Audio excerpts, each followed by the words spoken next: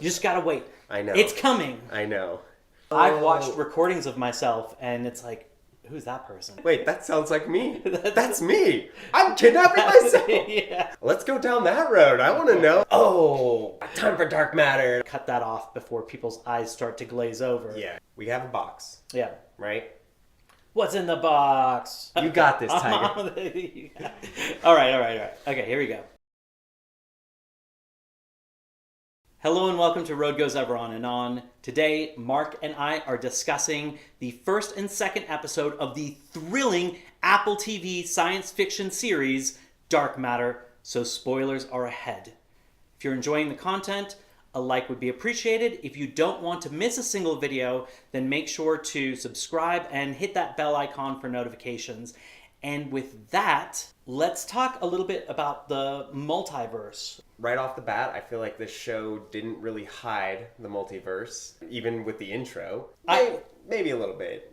So the trailer definitely didn't. Right. And the cover art, there's like all of the versions of him, like on the title card of the... I don't think I've really looked at the title card. Well, I'm not the title card, like on Apple TV, its little like pop-up thing. Yeah. It had a very much like all the different versions of him and like the different versions of Daniela. Yeah. So you're kind of like, I think this is going in a multiverse way. And then like the intro, there was like the box, and then you see people coming out of it. But to me, it felt like right after the first scene, we see him coming out of a box.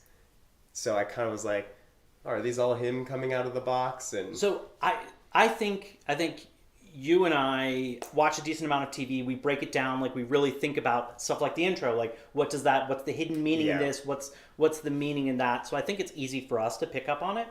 But I watched the show with two other people, and at least one of them definitely didn't pick up, just the first episode. Okay. Definitely didn't pick up on any kind of multiverse thing.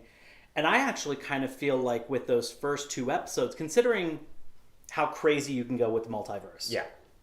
I feel like they're playing those first two episodes pretty close to the chest.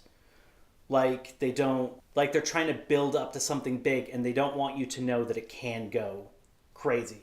Because when I've seen the trailer, I've seen some of those big moments. And so for me, I know it's coming. But I think for some people who don't watch stuff on a regular basis and or don't like pick it apart, I don't think it's necessarily super obvious. I mean, I don't really quite remember the trailer. I know I watched it the one time when we were deciding to do Dark Matter, and there's like a crumbling city thing going on. Okay. They showed at least like one, maybe two strange worlds. Okay. Well, hopefully it does pick up. I had an expectation like when he got kidnapped, the first thought in my mind was, oh, that's him. That's him kidnapping him. I could hear his voice. No voice changer or anything. He's just like, you wouldn't even believe me if I told you. And I'm like, wait, that sounds like me. That's me. I'm kidnapping myself. Yeah. So, but the voice did seem like slightly deeper. Like he was maybe trying to Batmanify his voice, like a little bit, ever so slightly. He's definitely not a tenor. Right. So like that baritone or bass voice, with a little bit of that kind of like growl in it. And how do you not recognize your own voice? You know what? I know how you don't recognize your own voice. You don't hear it. I've watched recordings of myself, and it's like, who's that person? But actually hearing it in... Yeah, okay. I could see how he wouldn't hear it. But I did think, maybe these first two episodes were a little slow. Yes. And another, thing that I think that it is lacking is a lot of, like, questions and mysteries of like what's going on. Like, right off the rip he switches universes, right? And at the end of these two episodes, I'm not like, what's going on here, like what's happening. It's like, the lines are pretty obvious in the sand. He's in one universe, the other one's in the other universe. They switch. My kind of question is like what they are planning on bringing to the multiverse. This seems like not the best time to do something multiversey, because we've got Marvel is going all in on the multiverse, and more importantly, I think this is coming on the heels of Everything Everywhere All at Once. And so it's kind of like, what are you bringing to the table? Because we've seen, especially with that one, we've seen some pretty cool stuff and shown how crazy it can be. Right. So I'm very curious to see what are they going to do with it, because you can go crazy with the multiverse. Yeah. You can get real weird with the multiverse. You know, I think like Doctor Strange tried to do it with like that one scene where he goes through so many. Yeah. But it was like for a second, like that. I think people wanted more of that. Right. And less of the, we're just in this one universe, Yeah. you know, Scooby-Dooing what's going on. And so I want to know, like, what are they going to bring to the table? Right. And I do think it is an interesting choice, because I think Constellation was also kind of a multiverse, you know, show. And it's interesting that Apple did Constellation, and then like their next show is Dark Matter, which is similar subject matter. Yeah. And, you know, there were some qualms with Constellation. Yeah. But I will say that there was a lot of intrigue and mystery right off the bat of like what Definitely, was going on. there was much more intrigue. Even I think there was more confusion, which was, I think, a like kind of a negative thing, but also more intrigue, which I think is a little bit more of a positive thing. Yeah. Versus, I think this one is potentially maybe trying to start a little bit too slow but maybe this is great build up for something to come. And I could, you know, eat my words 100%, and I hope I do. I really hope I do. But it was, you know, the first episode was a little slow, and then, you know, nothing really changed, and, you know, the second episode kind of just was like him dealing with the repercussions of being here and like trying to convince people. And right. But overall, if they can do a cool multiverse story, I'm in it. I think it's very interesting, Constellation and this one being back to back, because they are so similar in some ways and then so different in other ways. I think if the trailer is showing us anything, I think this one is going to be much more of a kind of an action thriller. Yeah. You know, versus I think Constellation was on kind of not quite horror, but eerie. Yeah, it definitely played with the uncanny valley of like... I mean, it's partially telling a ghost story. Right. It was a lot of ghosts. You know? And this does seem more of like, you know, we saw a couple fights already. We'll say Jason A is the one that's the family man. Okay, yeah. Jason B is the scientist one. Yeah.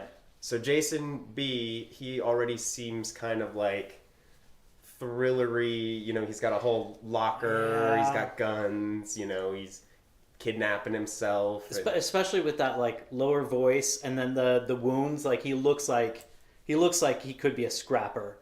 Which is funny considering the fact he's supposed to be, you know, a like nerdy physicist. Right. But he looks like he could have a Jason Bourne-esque ish. Vibe to him that he could do this. You know what this actually really gave me vibes of? What's that? Primer. I can... The first episode. See the first episode just because he was in the storage locker and he had to kidnap himself and like drug himself like the other one kidnapped, you know, spoiler for Primer. Great movie, by the way. It's a weird one. I don't think it's a spoiler. You can watch Primer 10 times and still not know what's going on completely. That's true. You can watch it 10 times, watch a video on all of the timelines, and still not completely know. And I love it. I know. It's great. You introduced me to it. It's interesting how it does time travel in a very unique way, and also like I think their mechanism for how it happens is so believable and so boring. You know, whereas with other time travel, it's like you can go anywhere, anytime. This is very limited, but very well thought out. Anyways, that's a whole side topic. So let's talk a little bit about filmmaking techniques. Okay. And I wanted to kind of start off with some smart ones that they did around differentiating the different universes. I like that there's a sound associated. You liked that. Interesting. You didn't? I didn't like that. And I'll tell you why. I'm sorry. Okay, no, I'm a little nitpicky on this show so far. Yeah. But yeah, for the click sound. Yes. I felt like it was trying to be like every time we're in a different universe. You know, we're switching from back and forth. But both Jasons look clearly different. One has a beat up face. one has a not beat up face, and it's, to me, I feel like having that click noise was just like, I don't trust my audience to know that we're in the other universe. Even though things look clearly different, I had a hard time with that. I kind of thought that it was slightly reminiscent of like a snap for the snap of a hypnotist pulling you out of a trance. Now, I don't personally believe in hypnotism, but they are talking about some neuroscience stuff and some drugs and, you know, questions of like altered reality. I'm not 100% sure where they're going with this, but it did feel like you were being pulled out of one reality, maybe into another or something like that. Okay, that makes it a little bit better. I wasn't thinking of a hypnotist snap. It's just like, for me, it was just very jarring every time. Yeah. Where I was just like, okay, we're on to the next one. And I like maybe got it maybe a couple times to be like, okay, we're going back and forth to these, but it was just like every time, and it would be like, we'd go to this guy for like a second and then come back, and I'm just like, oh man, there's that click again. You know what else it kind of sounded like? What's that? The Nintendo Switch. Oh yeah, that's actually what I thought it was. Sounded like. But yeah, it is interesting because like it doesn't seem like he was a neuroscientist. It's Ryan. Yes. Ryan is the neuroscientist in the reality A where he's a family man. But then in reality B, he was just a physicist and creating this box that's very similar to Schrodinger cat box. If you didn't, that's how I took it. Like, oh, we talked about Schrodinger cat in the first episode. He made a box that basically does Schrodinger's cat. Yeah, that's it. That sounded like kind of like technobabble, and you know, like let's take something popular and try and barely use that as an excuse for the world. But I was really interested in what Ryan was working on. He found that consciousness is in the first, or like the prefrontal cortex is where it creates consciousness. I was like, let's go down that road. I want to know. And then, we'll see if we talk about it. But yeah, so a few other things that I kind of liked about the filmmaking of it. You already mentioned the visual cues. Mm-hmm. That was something that like I thought that was a smart way to make it easy to differentiate in case you didn't realize that the sound was cueing you in on you've jumped into a new world. Which I think the two of them combined help you out so that the next time that you see a switch and you don't immediately see a certain character, you know that you've switched worlds. Mm-hmm. So I feel like the visual part helped you distinguish which world you're in. And then the sound lets you know that it's switching. And then once you've done the whole like Pavlov's dog thing and associated the sound with the switch, you now can, like that'll let you extrapolate that you can see a switch, not see a character that you know, and still know, okay, I've switched into another world. Right. Because even all the characters looked like they were very different. Like Daniela had different hair. Yes. Like she had short hair in the one reality, long hair in the other. Ryan was, fit in one reality. Mm-hmm. Yep. He was a little chunkier in the other reality. Yeah. So I feel like all the main characters were very distinguishable from universe to universe. From one to another. Yeah. So I also thought I don't know how I felt about the music, actually. Because the music was kind of unsettling for most of the time. It felt like something was... So you said that, like, you didn't say underwhelming, but that's kind of the takeaway that I got from this. Was like, these first two episodes weren't crazy exciting. Not super exciting. But the music made it feel like something was just about to happen the entire time. Yeah. Like, it's... When he's going to the bar, you're like, something's going to happen. What's going to happen? When his son is driving, it's like, the accident's going to happen.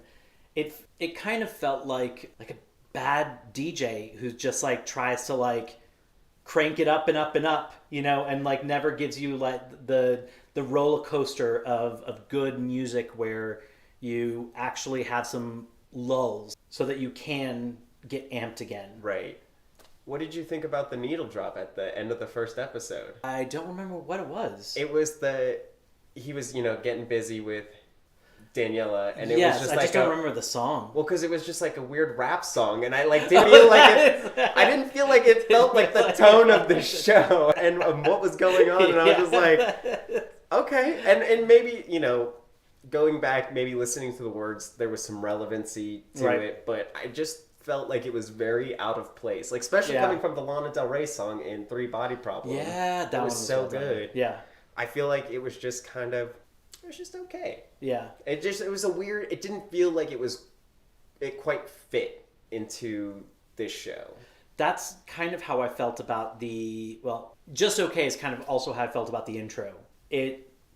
Like, the music is retro-y, synthy. Visuals are interesting, but not exciting. Yeah. They started with the intro right from the first episode. I think it's interesting, these shows that are now moving away from doing it the first episode. Yeah. To, like, give you space to, like, explore the show and learn it, and then kind of come into. Right. And I did think for, like, the cold open of the very first episode, it was kind of an odd choice. It was just a very short little thing, and then right into the intro. First episode, cold open, it was very nothing. Yeah, the guy we had no context to what was going on. We see him just walking out of a box, like he has like maybe a suit of some sort on, but no head, like protection or anything. So I just was kind of like, okay, he's in a warehouse somewhere. Oh, time for dark matter. And I'm like, oh, okay, sure. Yeah. I think that, there are the compelling aspects of, like, maybe, what are in those little vials that he's looking at, this purple, dare I say it's dark matter, who knows, maybe. So there are compelling aspects to it, but I think that it's taking its time, and maybe it has a plan to take its time, and it's, building something up. I really liked some of the shots so I said the unsettling music for me, I did like it. It just like was too much. It just like constantly. They also did a few unsettling shots, where they tilted the camera. They would slowly rotate the camera sideways. And so shots where somebody is supposed to be laying down, it kind of looks like they're upright. And specifically the one I really liked was when the one Jason is over top of the other Jason. Yeah. And so the one Jason is like upside down. And it looks kind of yin and yang-ish. I know exactly what part you're talking about, where he has the mask on and he's just like, you wouldn't believe me if I told you. Right. I thought that was really cool. I did like that. Another one that also had a really cool shot is at the end of the second episode when, the girl breaks in to like capture Jason, and like right before all that happens, like it's the bokeh effect, where it started to get blurry around, like when everything was kind of like, they're having a great moment, they're starting to like kiss each other, and then they like come up, they hear the ring of the phone, the ring of the doorbell, like goes bokeh around them, like things are about to just get crazy, like tunnel vision, we're going into this crazy moment. So I do think that there were some cool stylistic choices they did. Yes. It still doesn't quite sell it for me, but do want to give them shout outs for like some of the things that they do right. I did enjoy. Yeah. And I do think some exciting stuff is coming. You just have to, we'll see whether or not it pays off. I'm impatient. I want it now. I want it now. I'm a consumer and I want it now. You just gotta wait. I know. It's coming. I know. Another interesting filmmaking technique, I did like a lot of the art that was represented in it. Yeah. Right when when he wakes up in the quarantine after switching universes. Yeah. Him and I believe her name is Amanda. Okay. The one that's his maybe his girlfriend in that one. I don't know. Yeah. They live together. Yeah. So I'm assuming. But there was a picture right behind that wall. It was like there was like a curve, and there was blue and red. Yes. And he was wearing blue and red. And I think that was like a really good tell of being like, oh, he's going to have to deal with being in two universes. And this was before it was like really confirmed that he was switching universes. So, and there were a couple art pieces like that. I thought so if I may, I think that like segues perfectly into symbolism. Yeah. Because I felt like a lot of that was kind of symbolism for the show. Right. So not just symbolism, but all symbolism and metaphors. I think that's a good transition. I've got an interesting one for you. Okay, lay it on me. I'm ready. You saw a connection to Primer. We both have seen a connection to Constellation. Yep. I saw an interesting correlation between the very first one that we did for this channel. Utopia? Yes. Okay. So when he's in the other world and he's in what he thinks should be his son's room, but it's instead a study, and there's books everywhere, there are binders, and the binders were labeled Janus. I didn't even notice that. Yeah, so they're labeled Janus, and I thought that was good symbolism because it's the two-headed god, and Right. I don't have all this memorized, so I'm going to have to read it. But Janus is god of represents beginnings, endings, transitions, doorways, gates, and thresholds.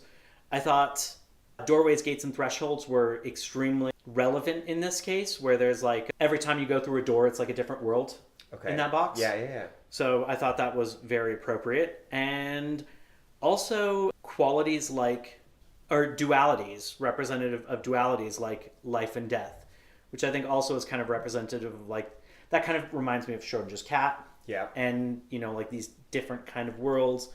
So, yeah. So I thought that was one, it feels like worlds colliding. Right. Even though I'm still not sold on the show.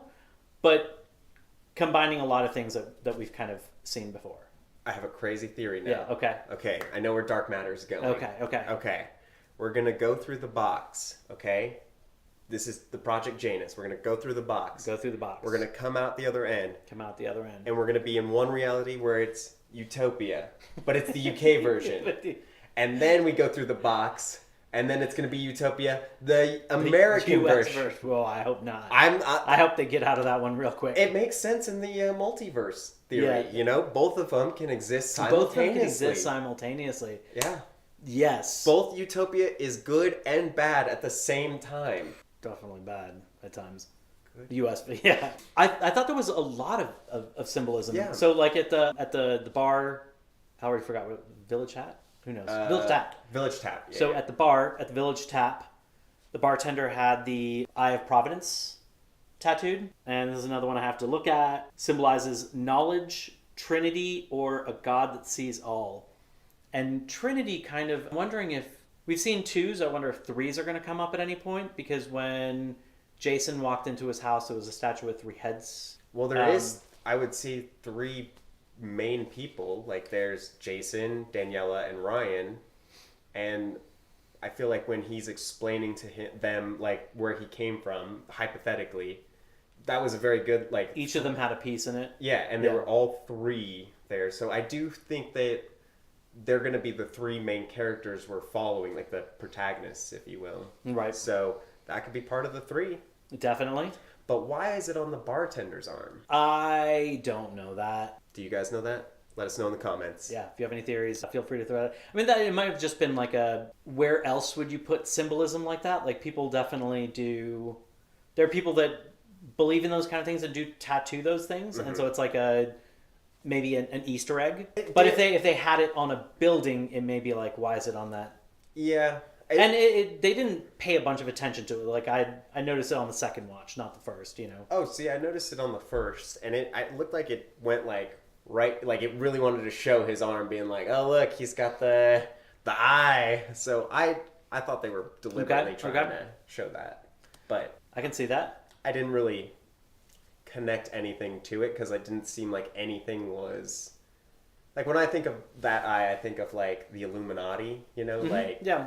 And maybe you conspiracies could, and and maybe Velocity is like an Illuminati in that world. I was gonna say like this organization seems very shady. You know, Ryan mentions the NDAs, which are pretty standard, but you don't generally have hitmen. Right, people with guns going places. So, and what's their intention with going into these other worlds? I don't know. So there is a potential. Well, I don't even know if Velocity knows that they're going into other worlds, because they asked, and maybe they do, but they did ask Jason. They said, you know, hey, like, do you even know where you were the last 14 months or anything? Yeah. Can you tell us where you were? Yeah. So it doesn't seem like they fully know, potentially. What do you think they thought they were doing with these people that they're sending to their deaths? Well, Nobody's come back yet. Except you. Yeah. I think they know something happened. Whether it was... I mean, I assume, did they know that they're putting people in a box? Or no? I think they potentially know. I think it's just like, they want to know what the other side is like. You know, is like, how different are these worlds? Are they... Right. Is this, Constellation-esque where it's minor differences? Or is this more everything everywhere all at once and people have like sausage fingers? Right. So I think they were just trying to get information of like what's on the other side. And then he comes back all brain rattled and he's like, I don't know who you are. Okay, here's a question. Answer us. Here's a question. We have a box. Yeah. Right? What's in the box? Box is in Family Man Jason's universe, right? Because we saw him set up the camera. He's watching it in the warehouse. Does the box teleport? So, like, they didn't build the box in Universe A. They built in Universe B. Is that still exist in Universe B? I think this is where you get into the just, like, fudging the science rather than thinking of, like, a... For me, Primer killed it as, like, how do you travel back in time? You can't travel back before the machine... I don't want to... Anyways. Yeah. To me, this seemed more like traditional... It's not time travel. It's multi-universe travel. Right. But it seems like traditional time travel as far as, like, you build a box here and it allows you to go into universes that don't have the box or something. I don't know. We'll see. Well, we'll hopefully get that answered. And maybe that's part of the questions of does the box... Because the box does seem important. He's recording the box. So, speaking of the box and speaking of symbolism, I felt like what I did like about the intro, although overall wasn't a super big fan of it, all of these moving pieces that are rotating and falling or lifting or whatever, they end up, as it pulls out, you see what looks like a puzzle box. And that to me kind of, it makes it seem like it potentially could be puzzle boxy 1. And then 2 also kind of reminds me of some puzzle boxes where sometimes they can be one thing when you put them together one way and they can be another thing when you put them together another way, which is kind of like a multiverse where it's, one thing can have many different aspects. Right. Also that the pieces in the intro looked like they were cut from something like stone. Mm-hmm. They had a certain grain to them, not quite like wood, and they had those kind of like chipped edges that you sometimes get when you try and make, some types of stone don't hold sharp corners well. And it looked very much like when you see inside of, I don't remember what the organization is called, Velocity. In like the hallways, looked like they were made of a similar stone type. Interesting. Material. So I just thought that was kind of interesting symbolism. Yeah, and I would say the biggest symbolism of the show, it would be Daniela's art show. Yes. That was, I think, very telling of what the whole idea and the premise of the show is going through. Yes. Simple choices in life, basically spring up whole universes and whole different lifestyles. And, I feel like the 2 that we saw, we can really see the exact split of where it happened. Mm-hmm. Where she got pregnant with Charlie and he either could give up science for her or, But I think more importantly, like how it really symbolized the show, unlike what most people think of as like a fork in a road and you choose one or the other, and you can't really go back and experience you can't change something. In this exhibit, you can come back and you can go through one of the other ones and see what that was like, which is very much what this other Jason is doing, is experiencing what this other choice would have been like. Right. And I thought it was interesting. I thought that was... So I thought it was a good parallel for like what the show is doing, but at the same time, it kind of like goes against the idea of you can't, you make a choice and you live with that choice. The other thing I thought was kind of interesting about that was, so yes, Jason does get to experience life in a different universe as if he had made a different choice, which normally you can't do. But it felt, I kind of question how well it will go for him, because it doesn't feel earned, and he is still living his life the way he is, kind of a bit of an asshole. Yeah, I'm not a fan of Jason. In this other Jason's life, and it's like, how, I don't know, maybe will the university, like, will they get complaints and you'll get kicked out? Like, will you be able to continue to teach in this style? Is your family going to have issues with, like, some of the weird things that you're doing? Like, it does seem like it got a little bit of passion back. Yeah. But I don't know how long that lasts. It feels like he's trying to live his life in this other life, rather than, like, that's the choices he made didn't lead to this. It doesn't feel like he should be continuing, you know? Right. No, I definitely agree. And I think they really showcased that when the son was asking for advice with the girl. Yes. And Daniela was like, oh, just tell her how you feel. And it seems like she comes from a place of, like, where love guided her. Mm-hmm. And I feel like, from what we saw of Jason and Daniela before, that Jason has got a lot of love in his heart. And I feel like he would have agreed and been like, yeah, he did say that. He did, in the first episode, he said, tell her. Oh. So it's like, so you really see they're complete opposites on that. I forgot about that. You're right. And so that second time, when he's just, like, got the aloof, it felt like he came from a very, like, cold, science-y background of, like, oh, you gotta play hard to get, but yet, he has nothing to show for it. Right. So it feels weird that he is still trying, like, he wants this life, but then he's not. To me, it doesn't feel like he's living it in a way that he could hold on to it.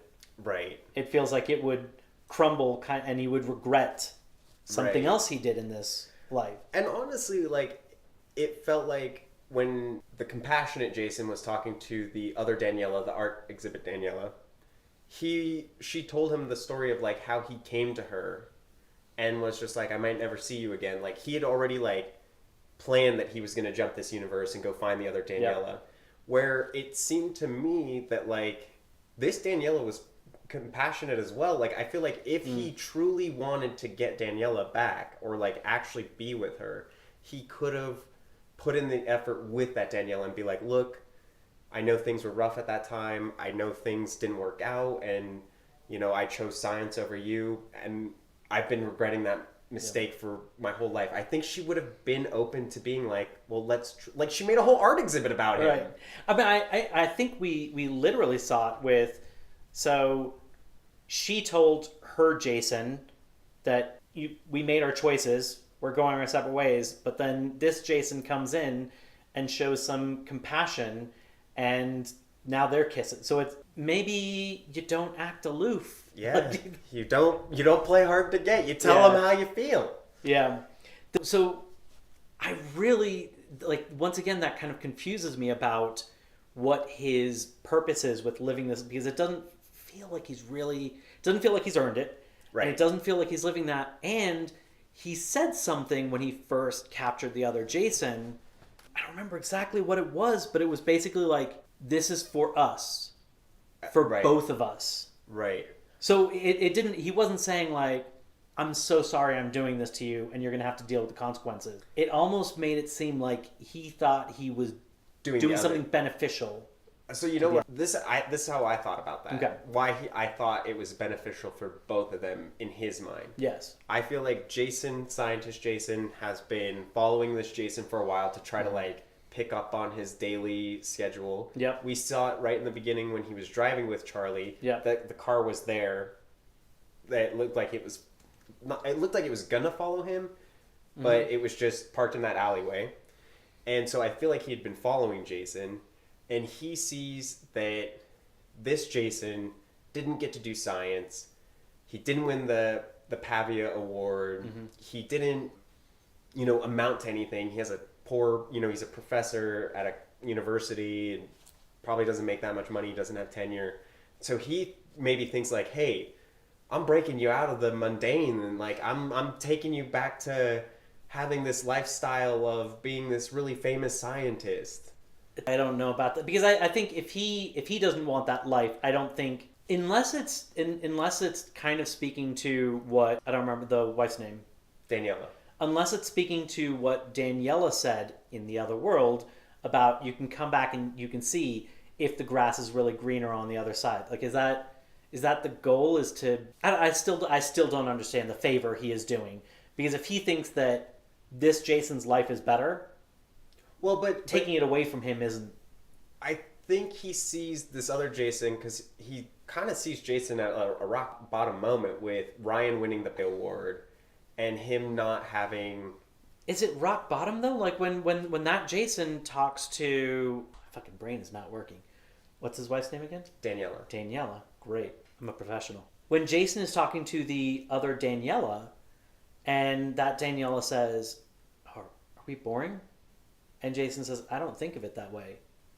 We made a life together. He seems, and she asks if they're happy, and he says yes. So, Which I do think he doesn't have excitement in his life, but I think he has happiness. I do think 100% he's happy with his family, but I do think there is that part of him where, like, when Ryan's winning the award and Ryan's like, it should have been you, like, it seemed from that point on he had this, like, sense of, like, maybe he missed out by not being that person and, right. Considering taking this job. And yeah. And so I think that scientist Jason, who doesn't seem like he has a lot of empathy for other people, he's like, okay, look, this guy, he would totally rather be a scientist. Because look, he said he didn't win the award. I can let him win the award. And that reality, boom.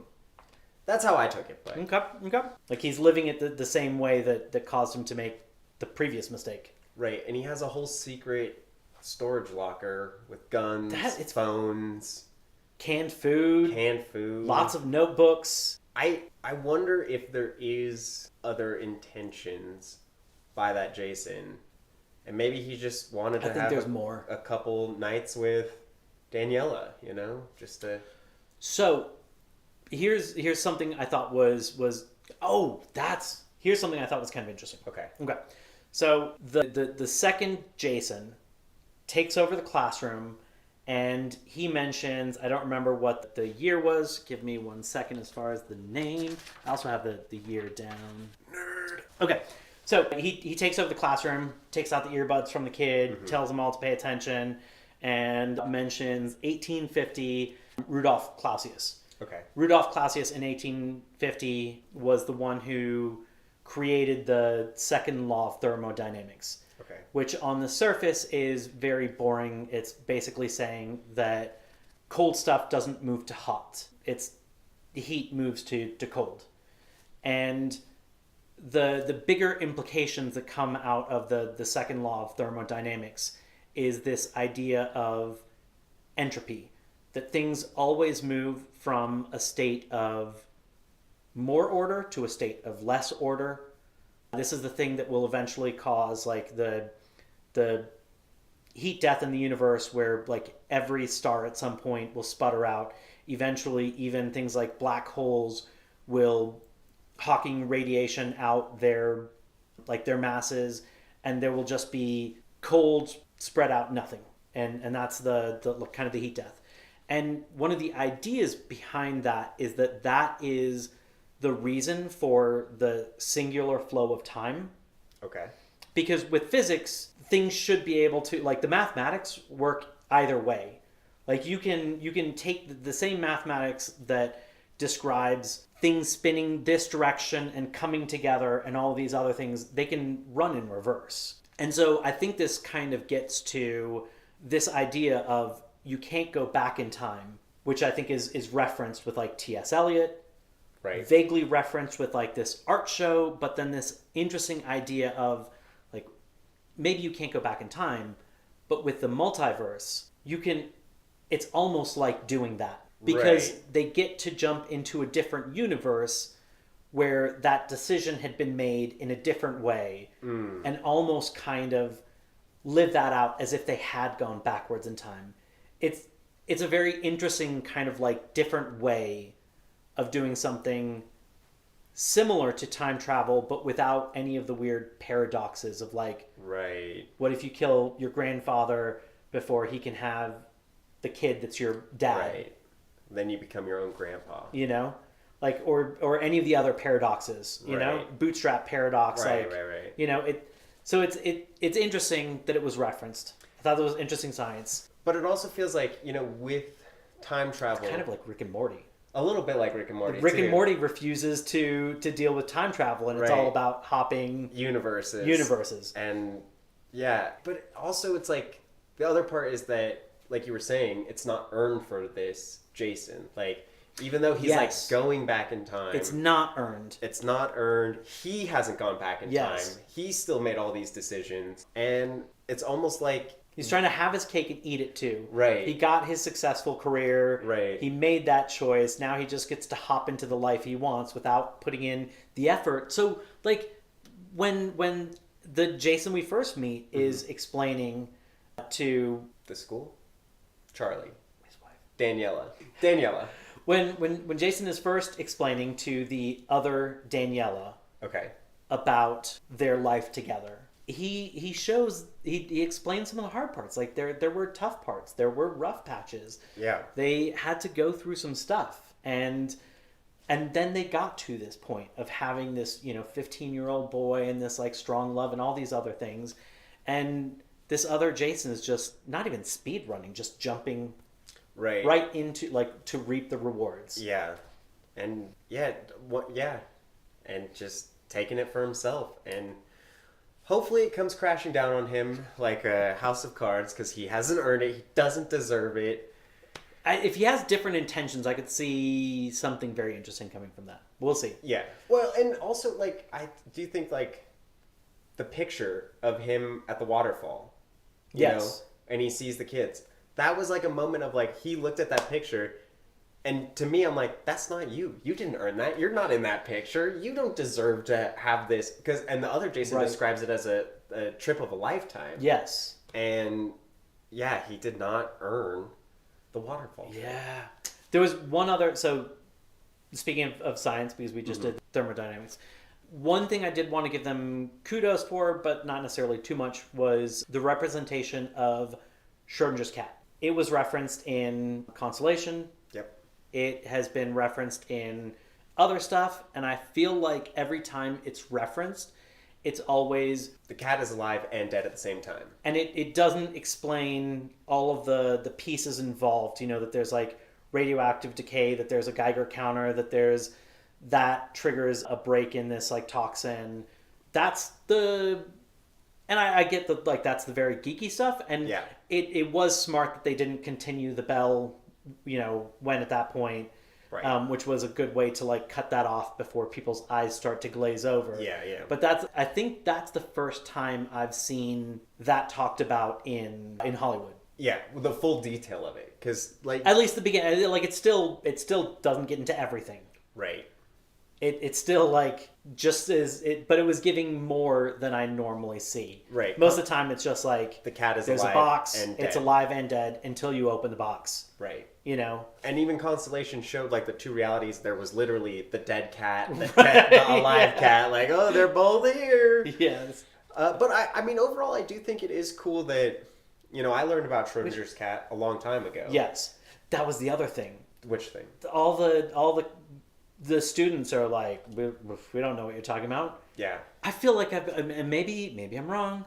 I'm a science nerd, so I obviously know about it. But I feel like everybody's heard the reference at this point. Yeah. And nobody would be like, no, I don't know what. Schrodinger's cat. Yeah. I do think Schrodinger's cat has a lot of representation in I think media. A little overdone. So, like, it is... I saw a video about... There was a science guy on YouTube, and he was saying that he is over the demonstration that every single place does about, like, wormholes and how they explain it. The piece and of they paper. bend the paper and they do it through, and he showed clips from, like, all of these different movies, TV shows, everybody doing the exact same thing. And he was like, we need to have a different way to explain this, to not have to keep doing it this one way. And to me... This feels like it's gotten to that, like, almost meme level of it's the one piece of nerdy science that they just keep putting in because it's so cool and weird. Like, how can the cat be both alive or dead? But also, we're not going to spend any time on it. We're just going to use that that interesting sentence Right. and then just jump off from there. I feel like it's a crutch for multiverse stories. Where like it's like multiverse, how do we have, Jason scientists and non-Jason scientists, Schrodinger's cat, alive and dead, 2 different states at once. Yeah. A little overrepresented. But overall, for the people that don't know it, maybe we are just science nerds and have a grasp of that. But like bringing it to maybe, other audiences that might not know about Schrodinger's cat. What I didn't like about that was like they're using the superposition. He's like, oh, this Jason figured out how to use my box on something bigger than a particle. Mm-hmm. And to me, it was the dumbest explanation because it just like jumped from one thing to something completely different. He's like, it can cause a superposition of the person. The whole person is in a superposition, and because of that, they can move between universes. Yeah. It's like, shouldn't it mean that the person is both alive or dead in this universe? Not that like, how does the person being in a superposition let them travel? It just felt like they took one science concept, right, and then just jumped right to what they wanted, and made zero connect. I would have rather they just didn't even try and explain the science. Yeah, like it's a box. We did the science. The box does the science. Right. Don't ask us to show us our work. Maybe scroll past an equation on a chalkboard really quickly. Oh, that's how you do it. But instead, like actually trying to kind of explain it to me just sounded like the biggest pile of BS. Yeah, and I guess I kind of get where they're going with it. With like Schrodinger's cat is alive and dead. It's like universe A, Jason is a scientist. Yes. Universe B, he's this. It's like 2 different states of Jason. But I get what the it's life saying and like dead. I don't know. It said it puts the person into a superposition. He's in both states. Shouldn't that? Of all the universes. He can go through all. He can go through all of them. He's actually Doctor Strange. Yeah. So. But with that, I think our journey has come to an end. Thank you guys so much for joining us with this special episode with us together. We will be back next week again with Dark Matter episode 3. So come back then, and we'll see you then. Have a good one. Thanks.